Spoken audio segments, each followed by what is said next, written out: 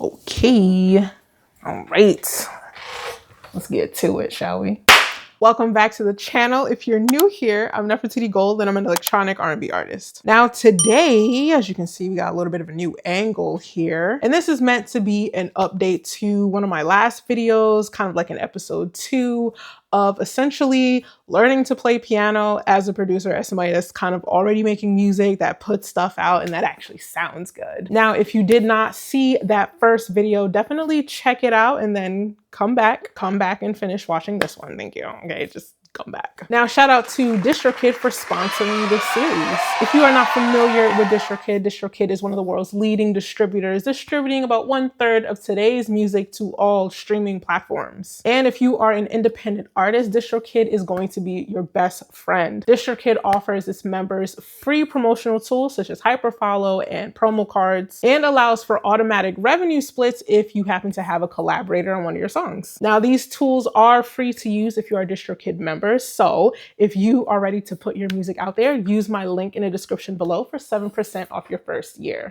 So as I was saying, this is an update to that last video that I did, essentially just trying to record myself and follow my journey at getting better at piano in general, because not being the best piano or the best musician in the world shouldn't really stop you from creating what you want to create. However, I have noticed that up to a certain point, I've definitely hit a wall as far as what I want to create, right? You get to a point where you start hearing sounds in your head and you want to be able to just make it yourself somewhat effortlessly, or at least get as close as possible, like on your own. So that's essentially what inspired me to get better at music. Now, I'm going to be really honest. I have not been practicing. Oh, I know. And I know I'm not the only one that like comes up with these goals. We're gonna be super strict, we're gonna be super disciplined, we're gonna be super on it, and then just completely drop the ball. Now, technically, I have no excuses because this is literally in my living room. So I literally will walk past the computer and just go sit on the couch and watch some Netflix. Unapologetically. And also, I'm still a girl's girl. I still be getting my nails done. My birthday kind of recently passed, Virgo season, all that good stuff. So I got me some stiletto tips. She was too pretty to touch things. So that's kind of why I have not practiced. But I have removed my nails and returned to stubs. I've kind of had some moments where I practiced before and then I don't know, I just get distracted, stuff happens. My pedal randomly just kind of broke out of nowhere during one of my practice sessions. I'm going to include some of that in here as well.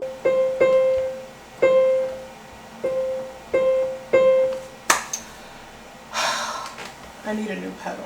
But I do remember I was just really frustrated. I was just so over it because I needed the pedal for one of the pieces that I'm working on, because it's supposed to sound a certain way. While you're practicing piano and stuff, it's not just learning the notes and keys. If there's a pedal in use, you also have to build that into the practice. It's part of the playing, it's part of the muscle memory, knowing when to push the pedal down, lift your foot up, all of that stuff. And also, as I've mentioned in my previous video, when I'm about to start practicing, there's a few things that I like to bring up on the desk. As you can see, I have, this stand here so that I can have my sheet music on a desktop. Since this is a keyboard that's on a tray, I don't really have the option to have the attachment for the music sheet holder. And then I have a mechanical metronome because I can't use my phone. I'm gonna be distracted. So for me, it's just better to have this. And I also feel like the click, as I mentioned in my last video, is pretty loud. I think it's pretty loud. I feel like it's loud enough to cut through the sound of my piano. And also because this piano particularly doesn't have an LED screen, I don't actually know what the BPM is when I do use the internal metronome. And I don't really know how to, honestly, I really don't know how to adjust it. And I probably should look up the manual, but I really don't actually care enough to look for the manual. I just needed something slim and pretty. And now let me actually share some of the progress that I've been able to make. One of the last pieces that I've been working on, I actually haven't memorized. I do not remember the name of it off the top of my head, and I definitely don't have the sheet music in front of me because that's how much I memorized it. So I'm at a point where I have the notes memorized. Now it's about actually like creating like a performance, a feel, and also pushing myself to go faster with the BPM.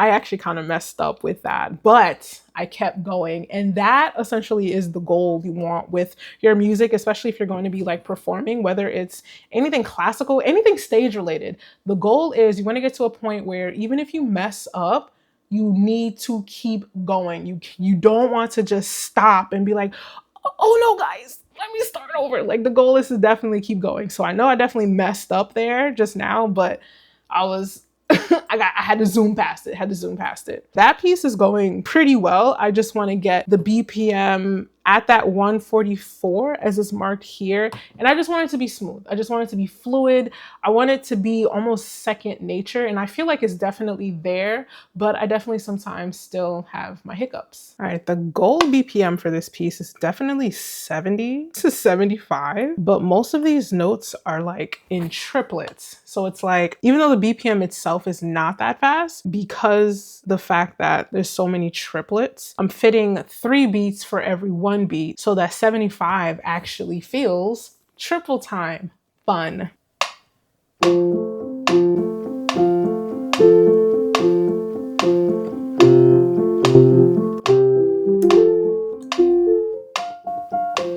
Okay, no, this is just too fast. I feel like I'm in a panic. I feel like my body is just sweating from the inside.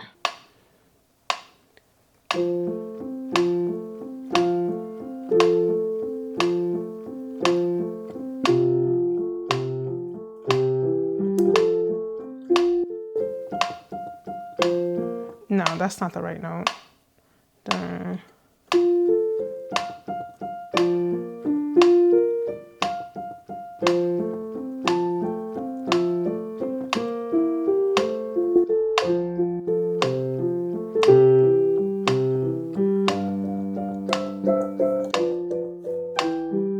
Oh my gosh. Now, technically speaking, I know what the timing is supposed to be, so I'm not really too worried about playing along with the metronome. I'm gonna bring that back in once I feel a little bit more confident. All right, so that's the progress on that piece. The other piece that I've been working on was Prelude in C major. For the most part, I have this memorized. The only parts that gets really weird is towards the end of it. I think I highlighted this in my last video where the chord changes. It's like the same, but then it's like one little note changes. And I mean, I could always just read the sheet music, but I just feel so much more comfortable if I just memorize it. All right, so we have the, and then it's, where is it? And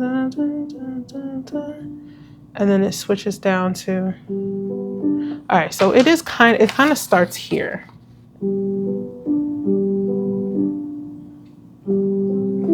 Right?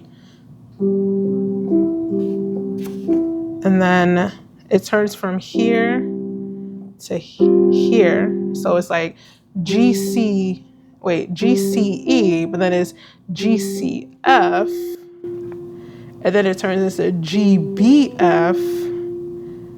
And then it does some, and then it goes back down to,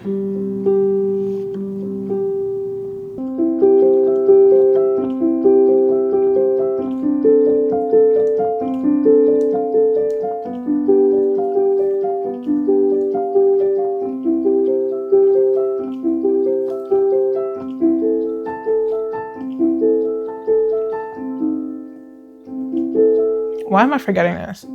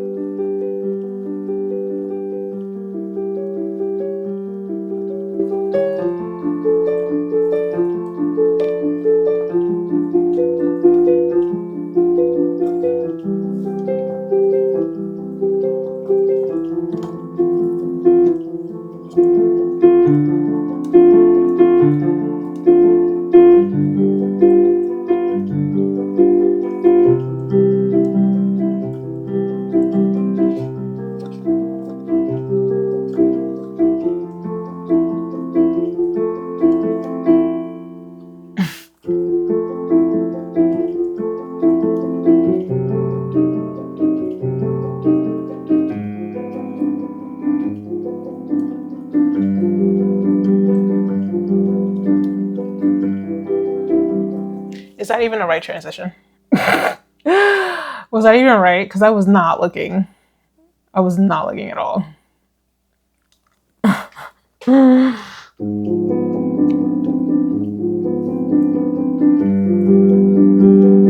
No, it was right.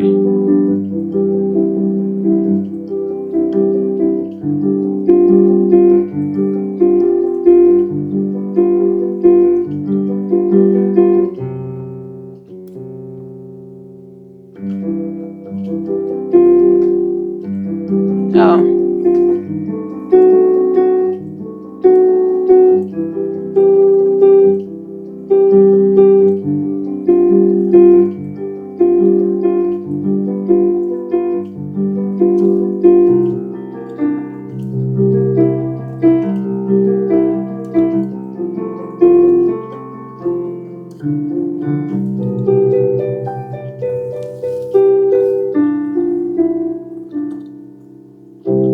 I definitely know it. I'm just like fumbling. And I feel like it's the same type of fumble when you're doing perfectly fine, when you don't have to like record something. But for some reason, as soon as you hit record on either your DAW or your camera, all of a sudden I'm messing up on things that I know for a fact that I know. Now, if you have stuck it out with me to the end of this video, you are a real MVP. And if you're not part of the squad yet, subscribe to the channel, baby. We got more videos coming on the way. Now, with that said, I'm definitely going to practice more. I promise. And I want to have more. I want to have more progress by the time I do another one of these updates. So definitely stick around and I'll see you in the next video.